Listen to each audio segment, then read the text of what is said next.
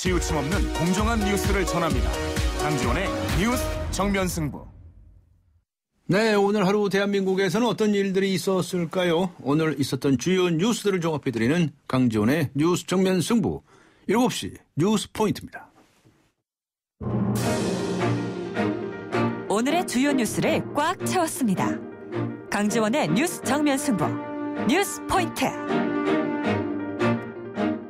네, 먼저 정치권등 우리 사회에 있었던 일들입니다. 친절한 숙현 씨의 까칠한 뉴스 시사 컬럼니스트 이숙현 씨 나오셨습니다. 안녕하셨습니까? 네, 안녕하세요. 네, 지금 국회에서는 국무총리 후보자에 대해서 인사청문회가 열리고 있죠. 네네. 지금 정회했다가 또 속게 됐다가 또 정회가 되고 좀 이런 상황이 있는 것 같은데요. 네. 지금 뭐가 이렇게 문제가 되고 있습니까? 일단 오늘 여러 가지 의혹과 해명에 대해서 먼저 말씀을 드리겠습니다. 네. 새정치연합의 진선미 의원은요. 후보자의 병역 문제를 가장 먼저 거론을 했습니다. 직접 병역 기록표를 공개하면서 1급 정상 판정이 나왔던 71년 첫 신검을 받은 장소가 육군 수도병원이었고 신검 장소 중 가장 최첨단 시설이 갖춰진 곳이었다고 지적을 했습니다. 하지만 74년 행시에 합격한 이후 시점인 75년에 다시 받았는데요. 이 엑스레이도 제대로 갖춰지지 않다고 했던 홍성 한 초등학교에서 신검을 받아서 정상이었던 것의 결과가 바뀌었다고 꼬집었습니다. 한마디로 후보자의 해명이 거짓이다 이런 주장이었습니다. 여기에 대해서 이완구 후보자 여러 가지 그 방향으로 해명을 시도했지만 문제의 71년 신검에 대해서는 구체적으로 말하지 않겠다면서 비껴가서 의혹을 완전히 해소하지는 못했습니다. 또 특이 의혹에 대해서도 여러 가지 논란이 있었는데요.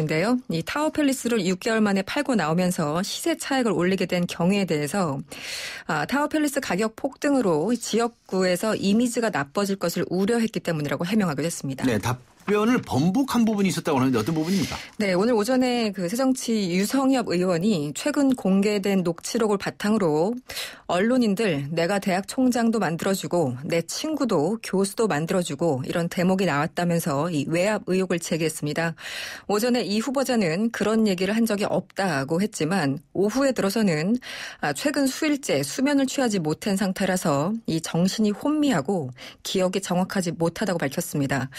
그러면서 총장 문제뿐 아니라 다른 어떤 것도 저의 실수가 있을 수 있다는 점을 인정한다. 죄송하다. 이렇게 거듭 사과하기도 했습니다. 네.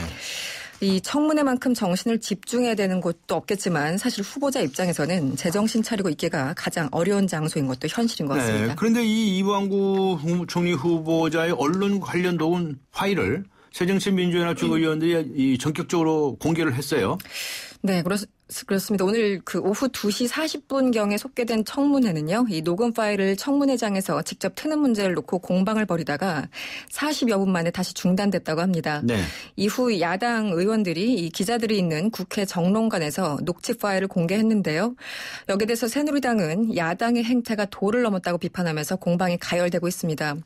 지금 문제는 여야 공방 문제가 아니라 핵심은 녹취 내용인 것 같습니다. 네. 이 후보자는 당시 기자들과 오찬을 할 때 이런 얘기를 했습니다. 김영란법의 기자들이 초비상이라면서 안 되겠다. 이 법을 통과시켜서 여러분들도 한 번 보지도 못한 친척들 때문에 검경에 붙잡혀가서 항변을 해봐라. 당해봐라. 이런 발언을 이어갔습니다. 네. 한마디로 김영란법이 통과되면 기자들도 역시 1년에 100만 원이라는 규정에 걸려서 밥도 못 얻어먹는다면서 이 자신이 그 법을 막아주고 있다는 취지의 발언들을 이어간 겁니다. 그렇군요. 자, 여야는 이제 오늘 원내대표 회담을 가졌죠? 주례회동이라고 그러나요? 네. 그렇습니다. 네. 다음 달 3일에 국회 본회의에서 정치개혁특별위원회 구성안 그리고 특별감찰원 후보 추천안을 처리하자. 이건 합의했네요. 그렇습니다. 양당 원내대표가 오늘 주례회동에서 합의한 내용인데요. 네. 정개특위에서는 선거구 획정을 포함한 정치개혁 의제 전반을 논의하게 됩니다. 여야 10명씩 총 20명으로 구성되는데요. 이 선거구 조정 가능성이 있는 지역구 의원들은 특위에서 배제하기로 했습니다. 네.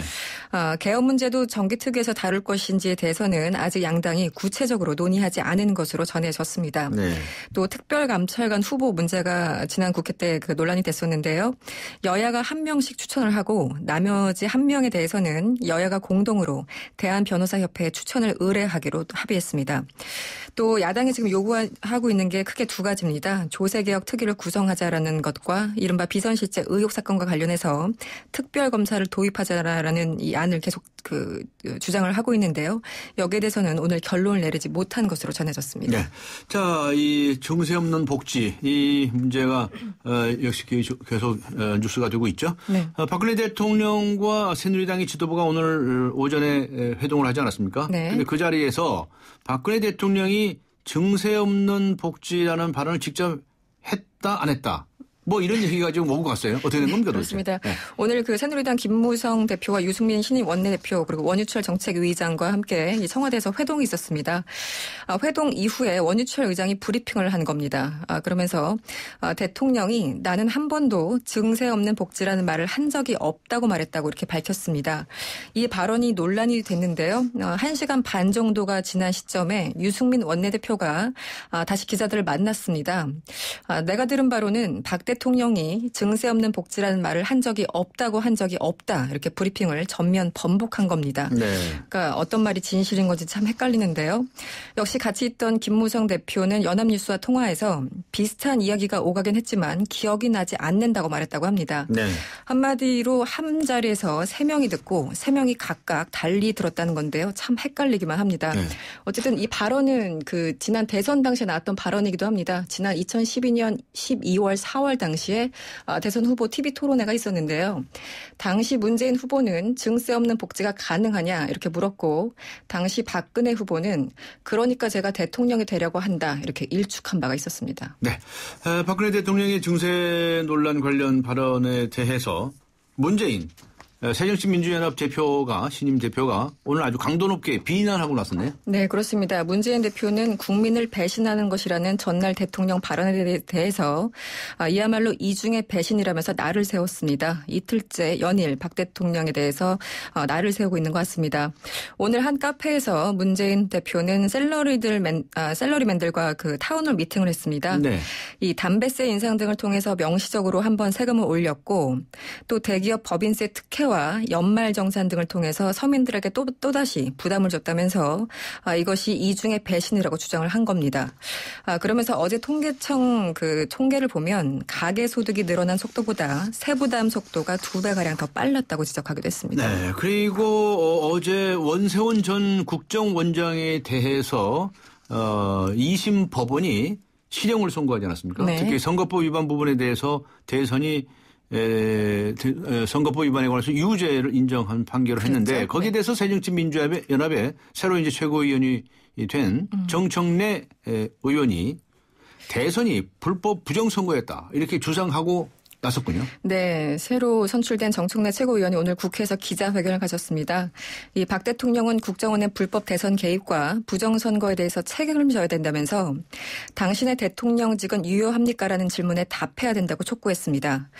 그러면서 국회의원은 선거 때 다른 사람이 본인의 당선을 위해서 선거법을 위반할 경우에는 의원직을 상실한다고 상기시키면서 박근혜 대통령도 본인이 직접 선거 부정을 저지르지 않았더라도 이 엄중한 사태에 대해서 책임을 져야 된다 이렇게 주장하고 나섰습니다. 네, 수고하셨습니다. 고맙습니다. 지금까지 시사컬럼니스트 이숙현 씨였습니다.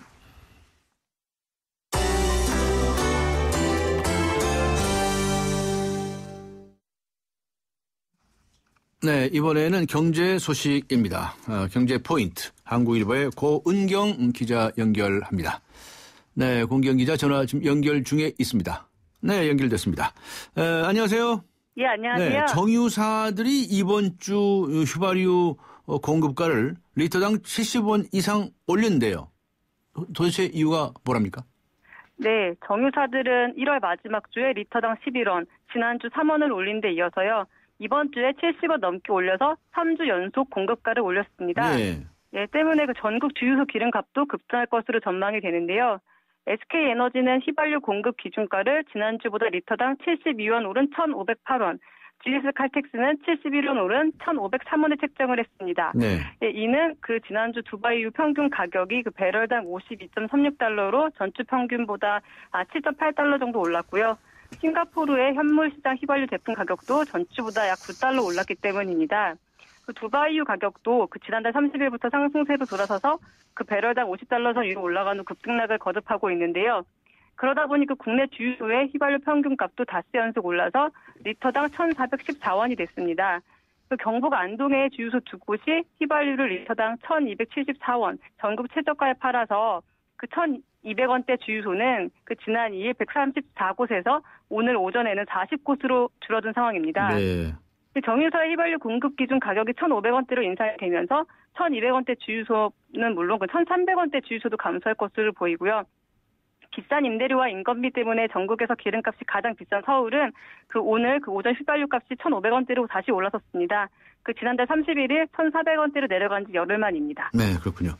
자, 커피 전문점들에 가보면은 사이즈가 작은 그런 음료들이 있죠. 이 작은 네. 사이즈를 매장에 일부러 표시하지 않는 말이에요. 이런 꼼수를 쓰는 사례가 있다면서요. 시민단체들이 지적을 하고 나섰군요. 네, 스타벅스는 가장 작은 크기의 음료, 숏 사이즈라고 부르는데요. 그 가격을 메뉴판에 명확하게 밝히지 않아서 논란을 빚자 발빠르게 관련 메뉴 포기를 손질했습니다. 그동안에는 따뜻한 음료는 숏 사이즈로도 가능합니다. 이렇게 적혀 있었는데 네. 워낙 글씨가 작아서 안 보인다고 하니까 글씨를 조그맣게 했군요. 예, 네. 활자를 이번에 키우고 가격 차도 이제 500원이다 이렇게 명시를 했는데요. 네. 예, 이는 앞서서 서울 YMCA 시민중개실이 스타벅스가 현행 식품위생법을 어기고 메뉴판에 작은 사이즈 음료의 가격을 표시하지 않았다. 소비자들의 선택권을 인위적으로 제한했다고 주장한 데에 따른 조치입니다. 예, 하지만 우선 개선이 됐다고 하는 이 스타벅스의 메뉴판에도 숏 사이즈 메뉴와 가격이 다른 사이즈들과 같은 위치, 같은 크기로 나열되지 않았다는 지적이 나오고 있고요. 네. 예, 하지만 식품의약품안전처는 이 스타벅스의 새 표기에 대해서는 적법하다고 판정을 내렸습니다. 왜냐하면 가격표 표시 관련 규제는 가격을 명시하라는 것이지 가격표 표시 형식에 제한을 두는 건 아니기 때문인데요. 이 외에도 메일유업이 운영하는 폴바셋이라는 커피 브랜드가 있습니다. 이 브랜드도 이달 1일부터 가장 작은 음료 사이즈인 오리지널의 판매를 중단했는데요. 이처럼 커피 전문점들이 작은 크기의 음료를 없애거나 메뉴판에 적지 않는 것은 당연히 큰 사이즈를 팔아야 이윤을 남길 수 있기 때문입니다. 시민단체들은 이렇게 메뉴판에서 작은 사이즈를 앓거나 팔지 않는 것은 네. 소비자의 선택을 제한하고 경제적 부담을 가중시키는 것이라고 지적하고 있습니다. 네. 중소기업이 5년간이나 공을 들여가지고 한국의 외식 브랜드를 딱 정착을 시켜놨는데 말이죠.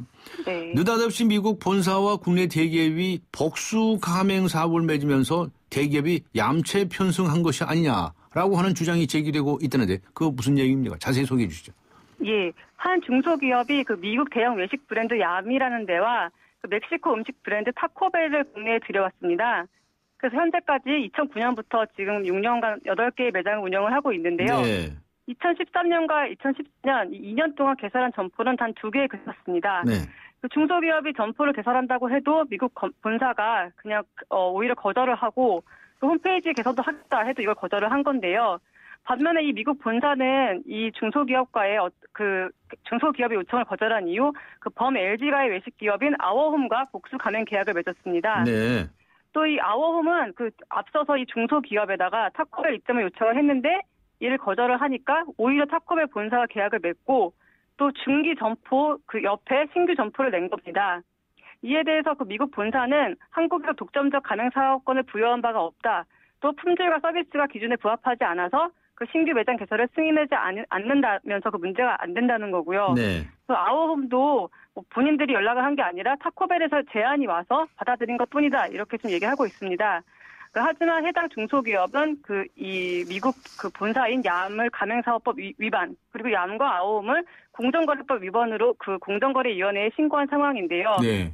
참여연대 측은 아워홈의 진출이 법적으로는 문제가 없다고 해도 복수 가맹이기 때문에 이미 중소기업이 진출에 있는 브랜드에 뛰어든 것은 부적절하다고 보고 있고요. 또 참여연대와 을지로위원회는 다음 달에 2차 중소기업 피해 사례로 타코벨 사례를 집중적으로 발표를 하고 공정위의 신속한 조사를 촉구한다는 방침입니다. 네, 수고하셨습니다. 감사합니다. 예, 감사합니다. 한국일보의 고은경 기자였습니다.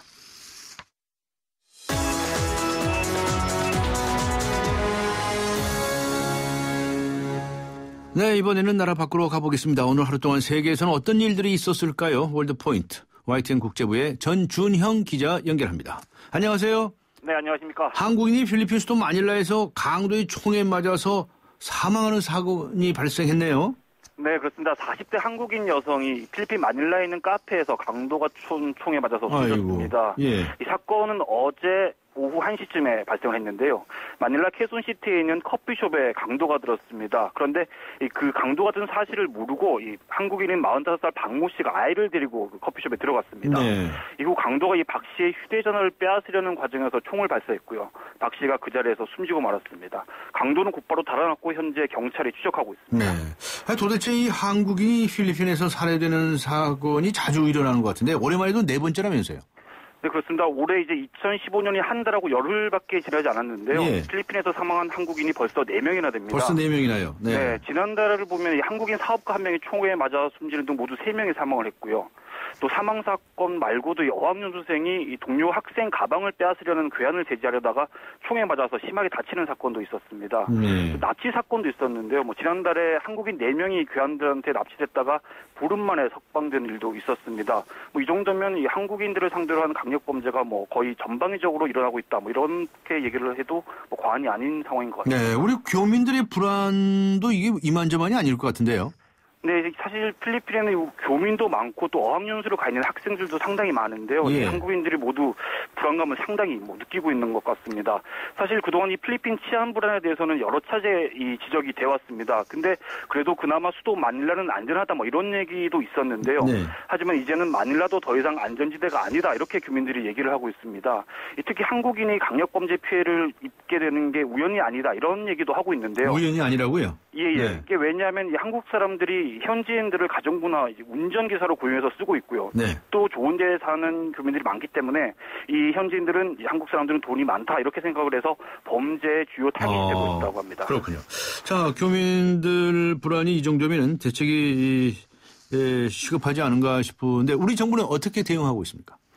네, 정부도 다각도로 대응을 하고 있습니다. 지난달에도 경찰을 추가로 파견을 하겠다 이런 대책을 내놨었는데요. 네. 이미 이제 필리핀 경찰청에 가면 이 코리안 데스크라는 게 있습니다. 이 한국인 관련 사건을 처리하는 우리 경찰관에 파견돼 있는 상황인데요.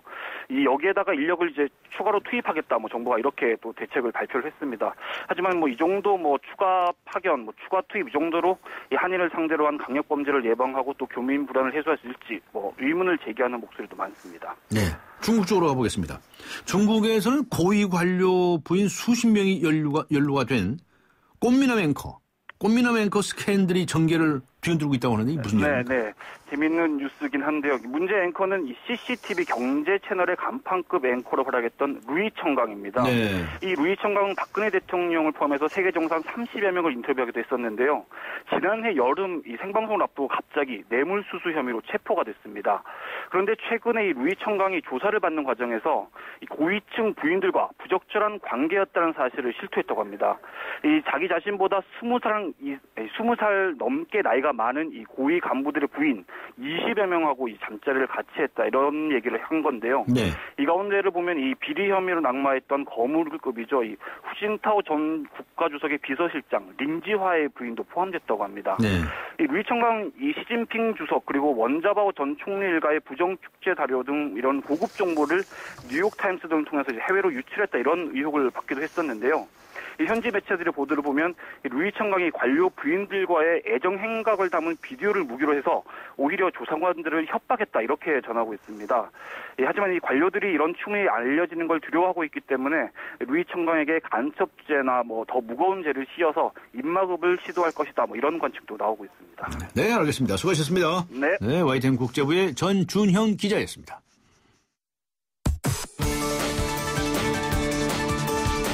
대한민국의 오늘 치우침 없는 공정한 뉴스 강지원의 뉴스 정면 승부가 여러분의 참여를 기다립니다. 짧은 문자 50원, 긴 문자 100원에 휴대전화 메시지 샵 0945와 YTN 라디오 어플리케이션 예스 게시판에 소중한 의견을 남겨주세요. 참여해주신 분들 중 추첨을 통해 정통 시사주간지 주간경향, 아시아 전문 월간지 매거진앤 구독권을 드립니다. 뉴스 정면 승부는 여러분의 참여로 완성됩니다. 대한민국의 오늘 강지원의 뉴스 정면 승부.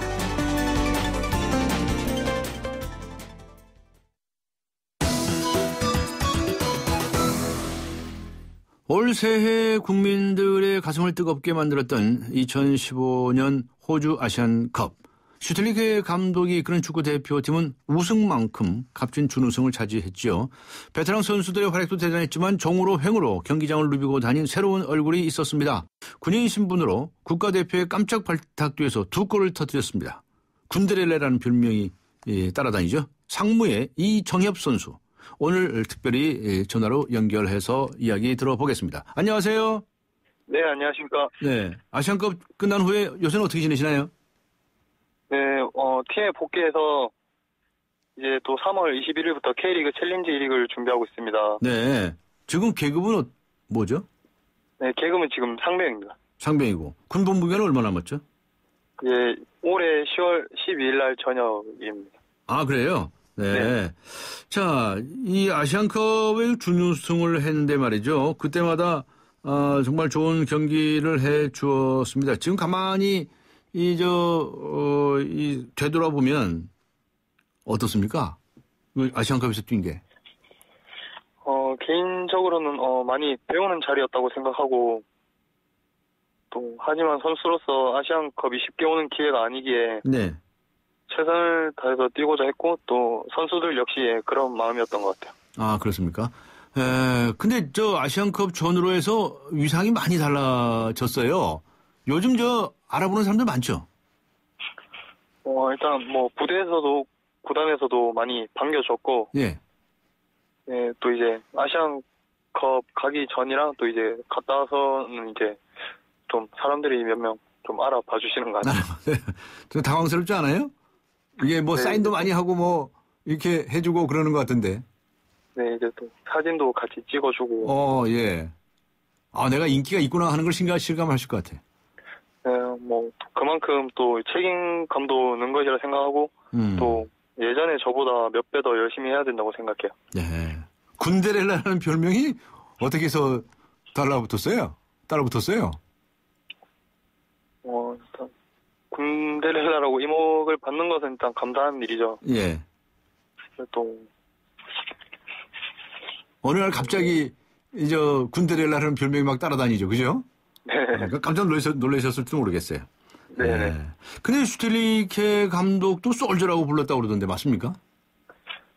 네, 이제 감독님께서 이제 훈련 중에 저한테는 이제 이름보다는 이제 솔저라고 감독님께서 불러주시거든요.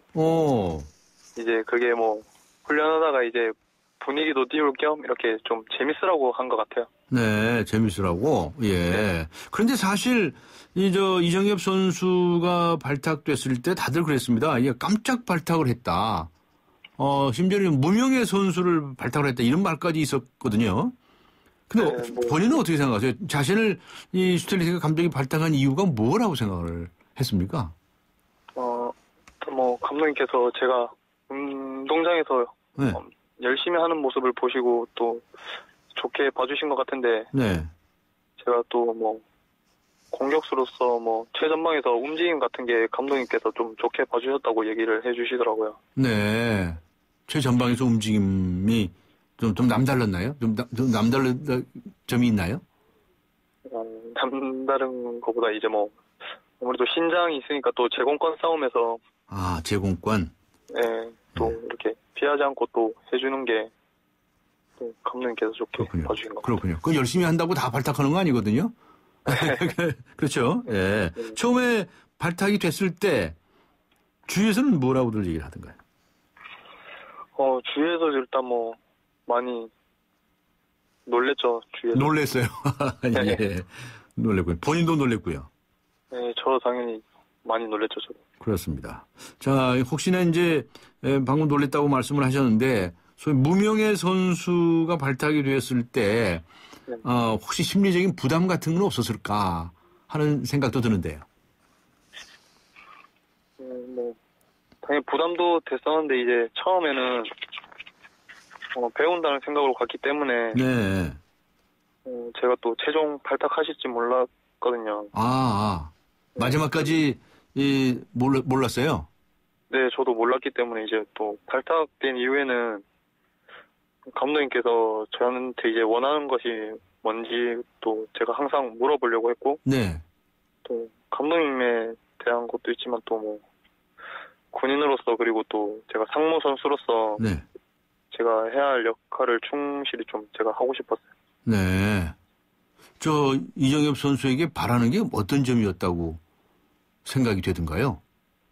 일단 감독님은 네. 최전방에 이제 상대 수비들과 깊숙이 이제 같이 상대 수비 라인들과 같이 있으면서 좀 많이 공간 같은 데 빠져다니면서 좀 많이 괴롭히라고 주문을 하셨어요. 괴롭혀라. 네, 수비들하고 막 부딪혀가지고.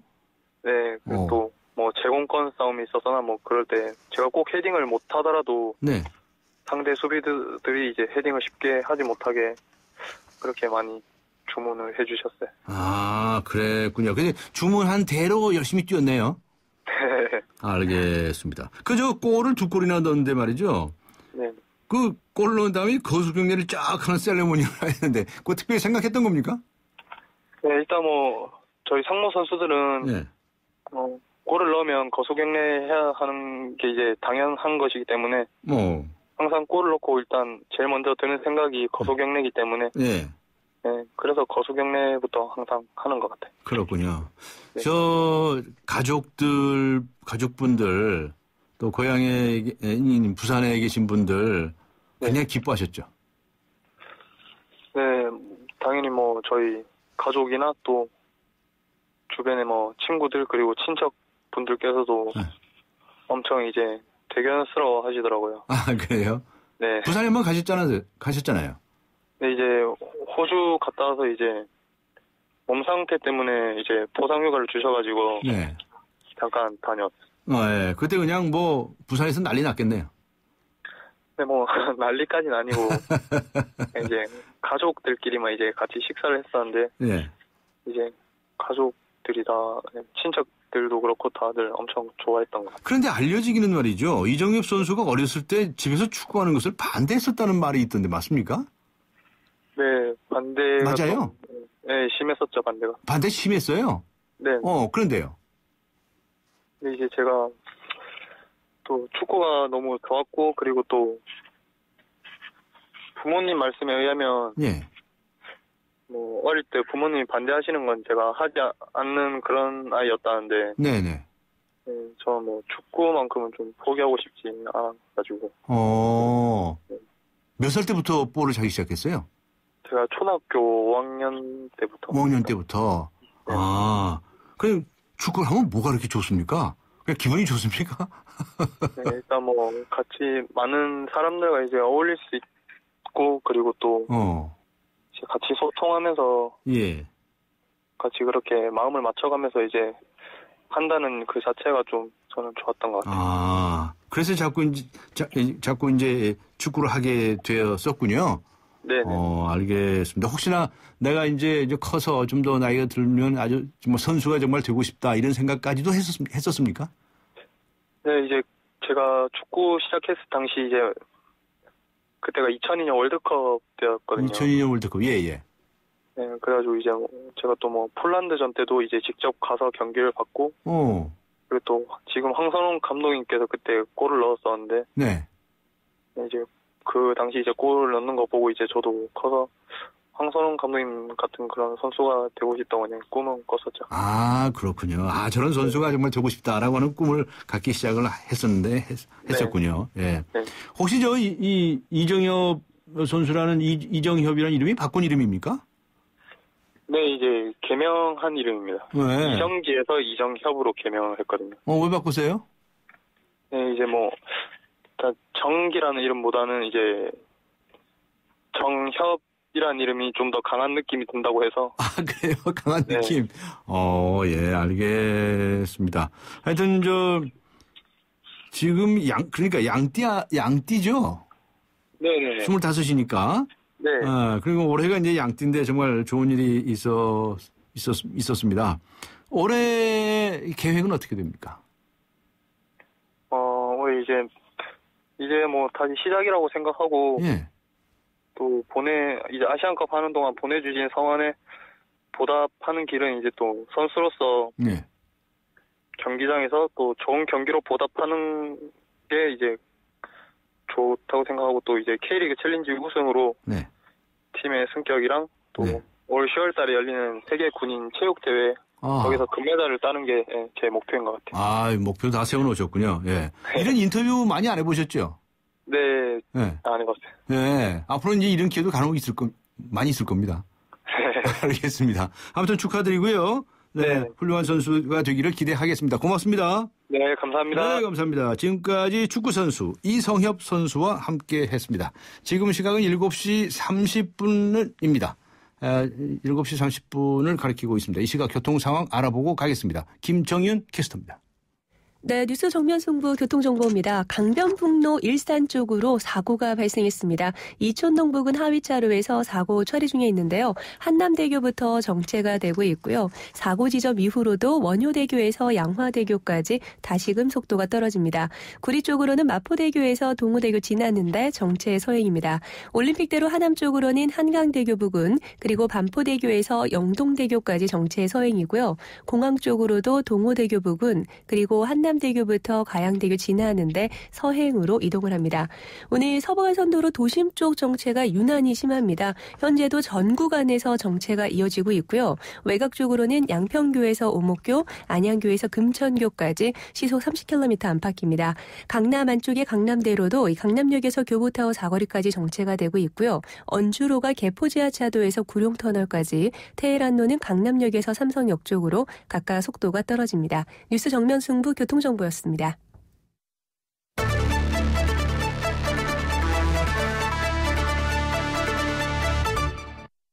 네, 오늘의 뉴스 생각하기 주제입니다. 복지를 위해서 증세를 해야 한다고 생각하십니까? 아니면 혜택이 줄어도 좋으니 증세에는 반대하십니까? 6352번님께서는요. 증세 이미 하지 않았나요? 봉급자들은 절감하는데 이제 복지만 남았네요. 라고 의견을 보내주셨고요. 3359번님께서는 복지가 줄더라도 증세는 하지 말아야 합니다. 라고 적어주셨군요. 7901번님. 세금 더 낼 돈도 없고요. 진정한 복지는 마음 편하게 사는 게 아닐까요? 국민들 마음 좀 편하게 만들어 주십시오. 7562번님. 증세 없는 복지는 가라. 증세를 하더라도 복지가 우선입니다. 아주 다양한 의견들을 보내주시고 계십니다. 네, 우물정 0945, 우물정 0945번으로 의견 보내주시고요. YTN 라디오 애플리케이션 예스 게시판도 활용해 주시기 바랍니다. 잠시 후 뵙겠습니다. 서양 고전음악을 완성시킨 천재 작곡가 악성 베토벤. 그의 음악적 잠재력을 일깨워준 사람은 스승인 크리스티안 네페 선생님이었습니다. 네페 선생님은 지루한 이론과 반복적인 연습을 강요하지 않았습니다. 이탈리아와 프랑스, 독일의 유명한 오페라를 감상할 기회를 마련했고 어린 베토벤이 음악에 대해 더 깊이 느끼고 생각할 수 있도록 이끌었습니다. 가르치는 것이 아니라 깨우치는 교육, 아이들의 잠재력을 활짝 꽃피우는 우리 교육의 희망입니다. 이 캠페인은 I am the key, 눈높이 대교와 함께합니다. 강지원의 뉴스 정면 승부. 네, 복지를 위해서 증세를 해야 한다고 보십니까? 아니면 혜택이 줄어도 좋으니 증세에는 반대하십니까? 오늘 뉴스 생각하기 주제로 여러분께 드린 질문입니다. 우물정 0945 또는 YTN 라디오 애플리케이션 예스 게시판에 글을 남겨주시기 바랍니다. 추첨을 통해서 정통시사주간지 주간경향 그리고 아시아 지역 전문 월간지이죠. 매거진 N 구독권 보내드리겠습니다. 강지원의 뉴스 정면 승부 4부 들어갑니다.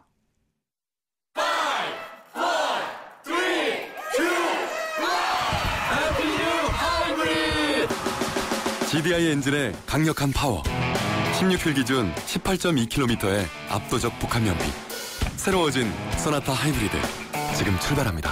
New thinking, new possibilities. 현대자동차.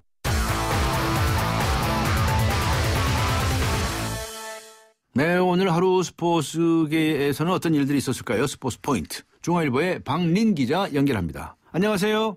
네, 안녕하세요. 네, 국제올림픽위원회가 운영하는 사이트가 있다면서요? 네. 거기에 한국의 부정적인 면을 게재한 부분이 있다고 그러는데 무슨 사이트가 이런 사이트가 있습니까? 네, 그 국제올림픽위원회 IOC가 운영하는 사이트인 그 올림픽 선수 허브 사이트가 어제 2018년 평창 동계올림픽을 소개하면서 당신이 한국에 대해 몰랐을 만한 11가지란 게시물을 올렸는데요.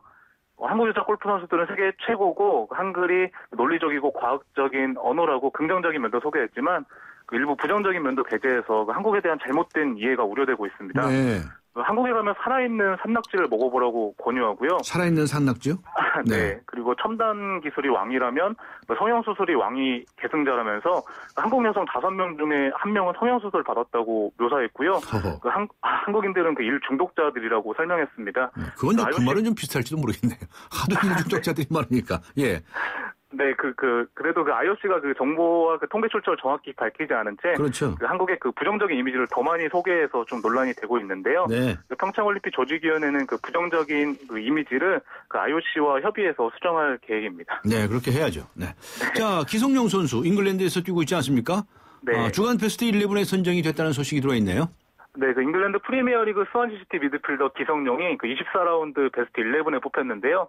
호주 아시안컵에서 주장원장을 차고 준우승을 이끈 기성용은 한 달여 만에 소속팀에 복귀했고요. 네. 사흘 만에 치른 8일 썬덜랜드전 후반 21분에 그 다이빙 헤딩슛으로 그 시즌 4호 골을 터뜨려서 1대1 무승부를 이끌었습니다. 네.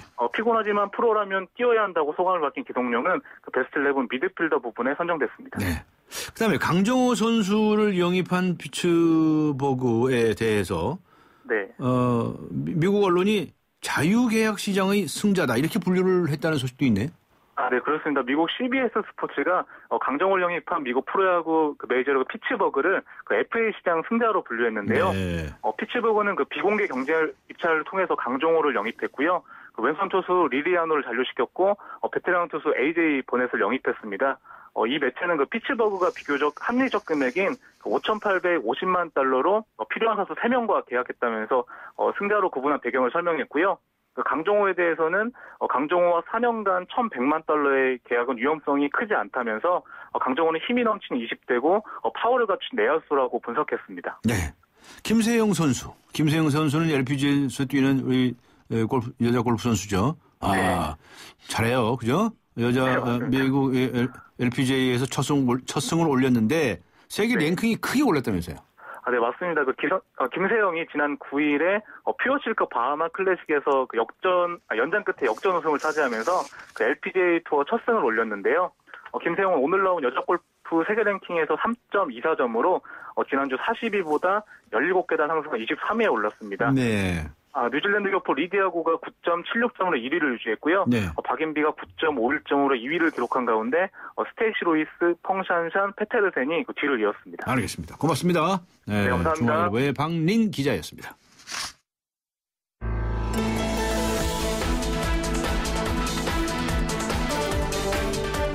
세상을 바꾸는 정면 승부. 네, 세상을 바꾸는 정면 승부. 복지와 증세와 복지, 이거 어떻게 해야 되나요? 많은 분들이 많은 생각들을 하시고 계실 겁니다. 오늘 한국금융연구원의 박종규 박사 초대했습니다. 안녕하셨습니까? 네, 안녕하셨습니까?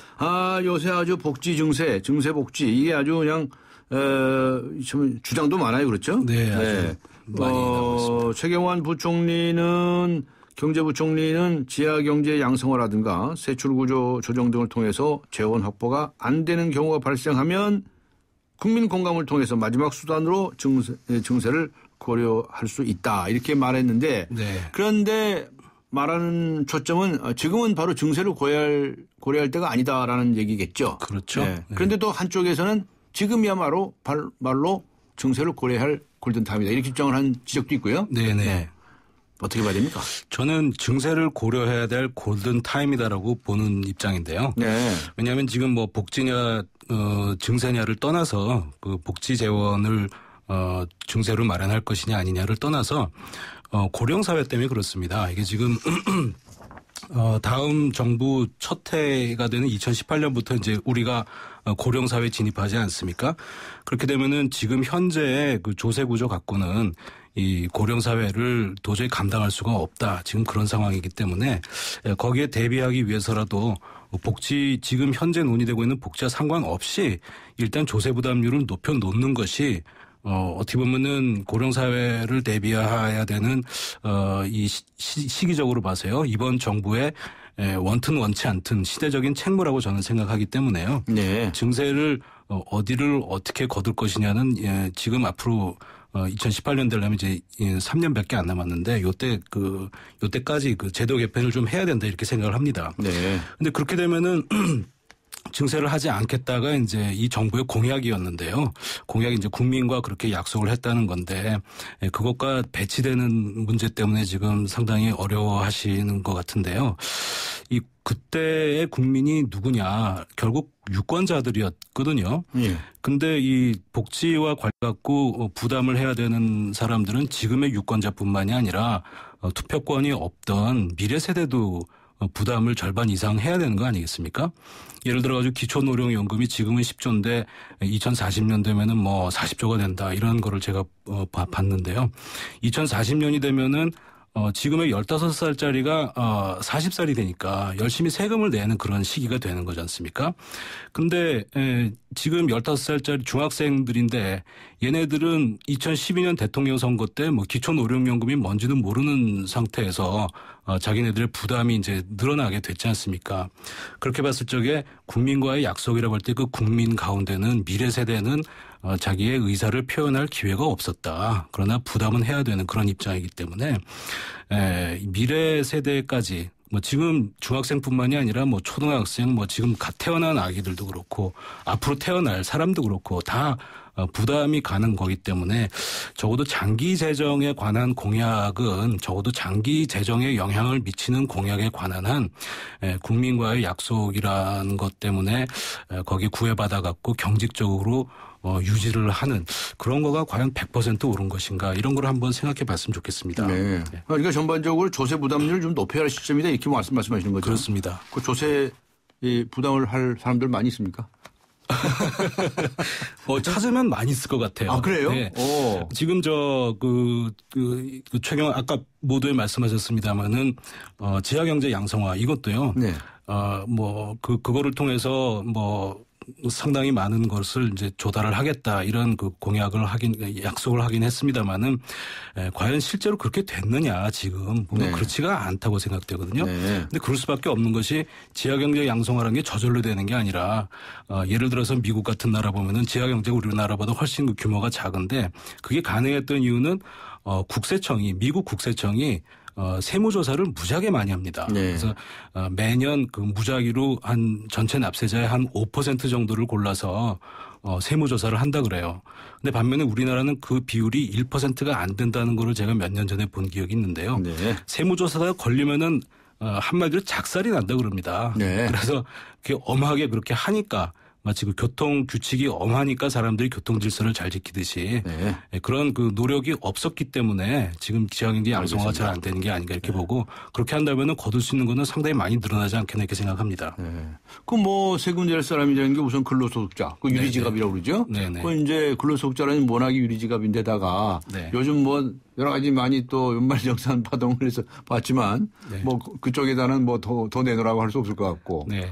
또 이 부가세 같은 이 간접세를 보게 되면 또 전 국민에게 소매에게까지 똑같이 이제 네. 적용이 된다는 것이고. 네. 그러다 보면 결국 기업 쪽에 네. 법인세 문제가 나옵니다. 네, 네. 법인세 문제에 대해서 좀 높여야 된다고 생각하십니까? 어떻게 생각하십니까?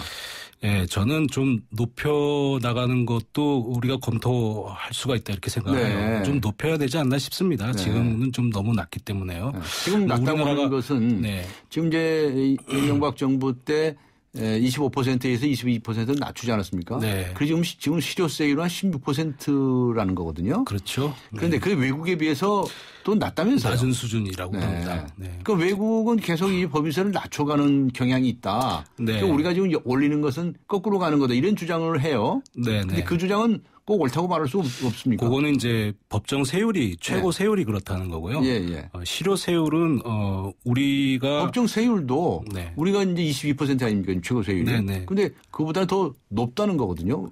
외국에서. 평균이 그렇다고 한다면 거기에는 우리보다 낮은 나라가 홍콩이나 몇 군데 안 되고 싱가포르 이런 데는 도시국가 아닙니까? 우리랑 네, 비교를 할 네. 수가 없는 그런 나라고요. 네.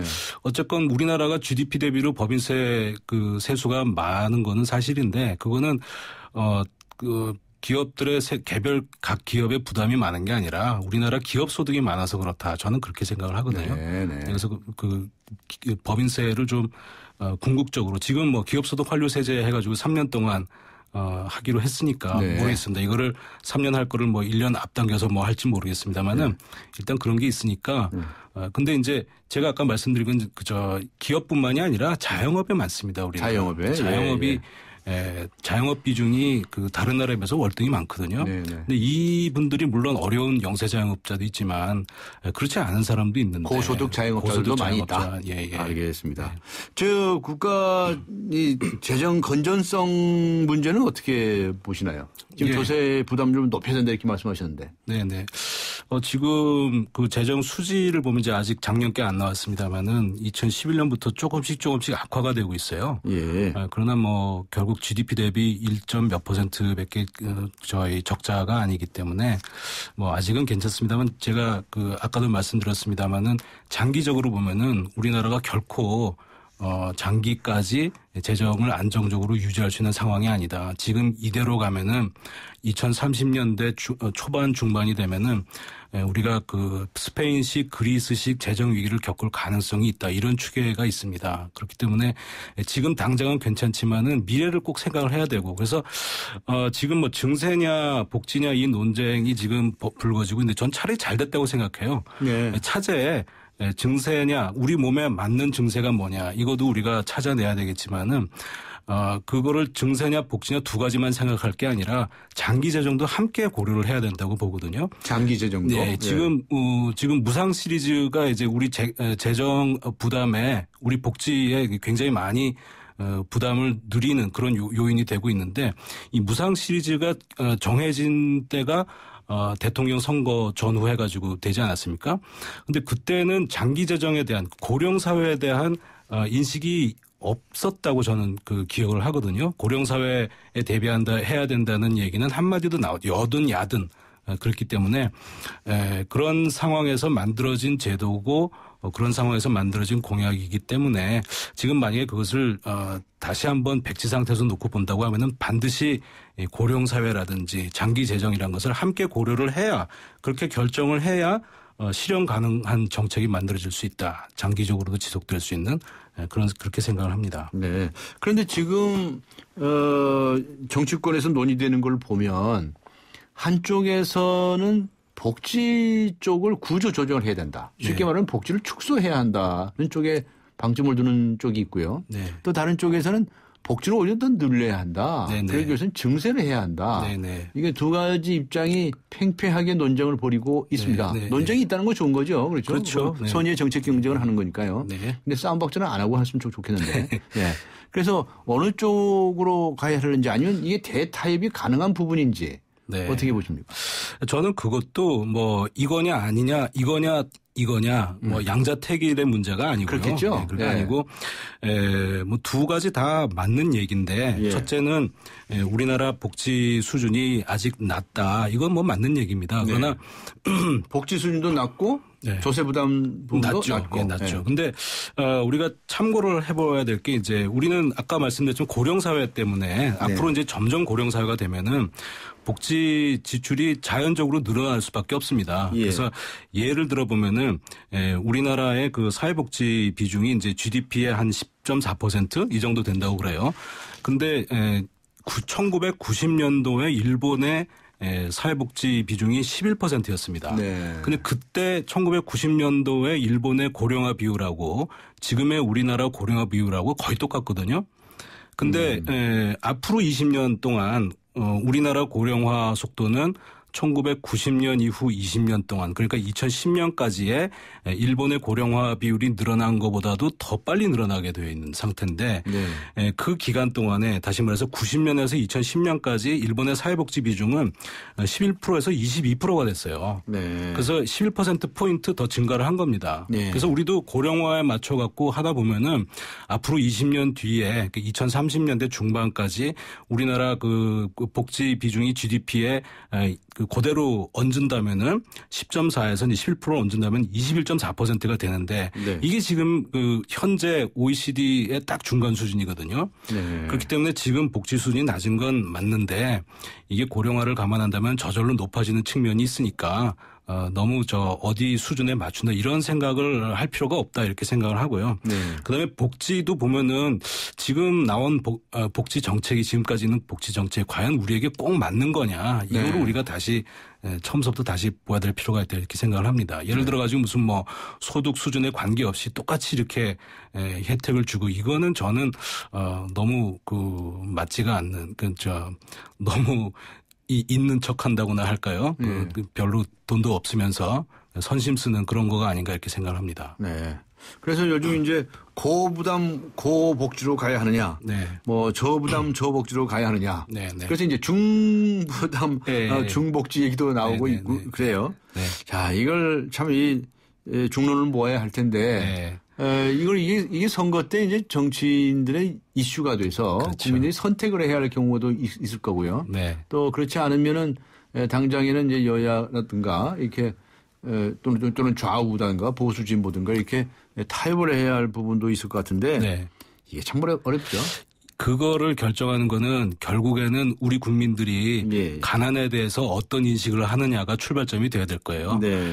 그러니까 유럽이 이제 고복지 고부담으로 하는데 거기는 네가 가난한 게 재수가 없어서 가난하다. 이런 역사적인 경험을 갖고 있다 그래요. 옛날에 봉건 시대 때 귀족으로 태어나지 않으면 가난하게 살 수밖에 없었던 유럽에서는. 네, 네. 이제 그런 봉건 사회를 이제 무너뜨리고 시민 혁명을 해가지고 이제 다 근대 국가가 되지 않았습니까? 그렇기 때문에 가난한 사람에게 국가가 그 불운을 이렇게 보존해 주는 이걸 자연스럽게 받아들이는 그런 정서적인 지형이 있다. 반면에 미국 같은 경우는 저부담 저복지라고 할 수 있는데 거기는 가난한 사람은 불운해서가 아니라 네가 게을러서 가난하다. 이렇게 땅이 많고 이렇게 기회가 많은데 왜 가난하게 사느냐 이런 정서적인 배경이 있다고 그래요. 그렇기 때문에 거기는 저부담 저복지가 이제 국민들이 용인을 하게 되는 그런 것이다라는 연구가 있습니다. 그래서 그렇게 봤을 적에 결국 뭐가 좋으냐를 따지는 거는 고부담이냐 저부담이냐 이거 역시 우리 국민들이 가난에 대해서 어떻게 생각하냐를 이제 봐야 되는데요. 네. 저는 생각하기에 아마 우리나라 국민들이 미국보다는 가난에 대해서는 좀 더 동정적인 생각을 갖고 있지 않나 이렇게 생각을 하거든요. 네. 왜냐하면은 여론조사 같은 거를 가끔씩 하는 거를 제가 보면은 가난한 거는 결국 부모를 잘못 만나서 가난하다 이렇게 생각을 많이 한답니다. 네, 그게 바로 이제 유럽 스타일의 그런 심리적인 상태인데요. 그렇게 보면 아직 물론 생각도 이제 시대에 따라서 많이 변하겠습니다. 그만큼 이제 우리 사회가 이제 우리 경제가 기회가 좀 없고 이러다 보니까 이제 그런 게 벌어지는 것 같은데 결국 정서적인 배경으로 보면은 미국보다는 조금 더 복지가 좀 수준이 높아지는 것을 원하지 않을까 이렇게 생각을 합니다. 네, 그렇군요. 하여튼 금년에 들어서서 이 담뱃값 인상이 있었고요. 네. 연말정산 파동도 있지 않았습니까? 네. 자, 이 문제 결국 정치권에만 맡겨둘 수 있을까요? 정치권에서 결정한데 정치권에 맡기지 않은 와트가 있어요. 그렇습니까? 네. 알겠습니다. 새누리당의 김부성 대표가 과잉복지로 가면 국민이 나태해진다. 이런 발언을 해가지고 파문이 있었는데요. 네.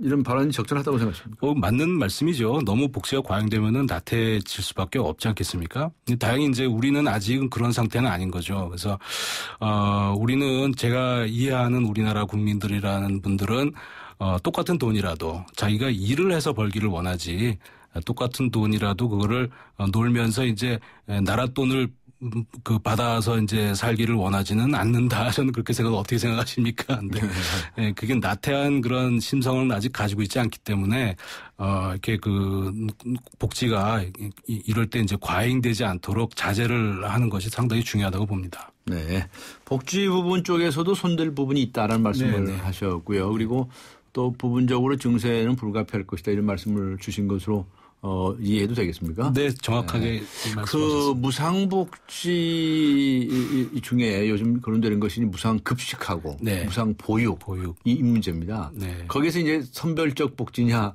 또 무슨 보편적 복지냐 이런 얘기가 논쟁이 있는데 그 외국에서도 선별적이니 보편적이니 하는 걸 가지고 논쟁을 합니까? 근데 그것도 다 경우에 따라서 다를 것 같다는 생각도 드는데. 네, 오랜 동안 또 논쟁을 거치면서 제도가 만들어졌지 않았겠습니까? 예. 네.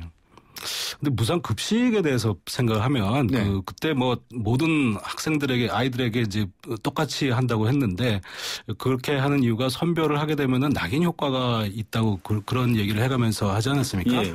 근데 실제로 뭐 저희 아들도 지금 초등학생을 이제 지나왔습니다만은 네. 애들이 알 수가 없지 않나 싶어요. 네, 알 수 모르게 할 수도 있죠. 네. 네.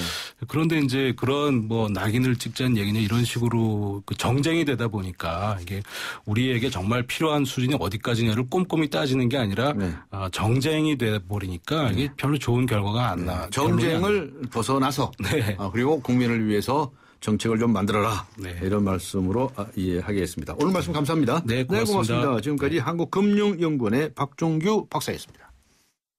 해피 쉐비 뉴 이어. 온 가족이 모이는 설 연휴. 쉐보레와 함께 기분 좋은 귀성길 되시라고 2월 한 달 쉐보레를 구입하는 모든 분께 최대 120만 원의 풍성한 할인 혜택을 새해 선물로 드립니다. 전시장 및 홈페이지 참조, 일부 차종 제외. Chevrolet, find new roads. 우리 집 통신 대표번호 101. TVG를 101로, 인터넷을 101로, 홈보이도 101로, 모두 가입해. CCTV만 봐도 101로, 다 함께 101. 우리 집 통신은 101로, 모두 다 해결해요. LG U+.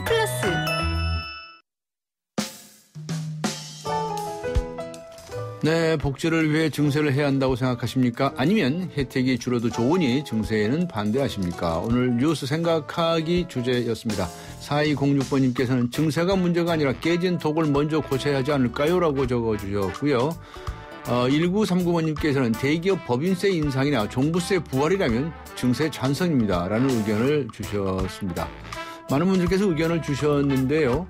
휴대전화 끝자리 6352번님께 주간 경향, 그리고 6203번님께 매거진 N 구독권 보내드리겠습니다. 지금까지 프로듀서 신아람, 기술감독 이한님, 안홍진, 작가 이면 김민경, 그리고 진행의 강지훈이었습니다. 2월 10일 화요일 강지훈의 뉴스 정면 승부, 오늘 순서 여기서 모두 마칩니다. 여러분 고맙습니다.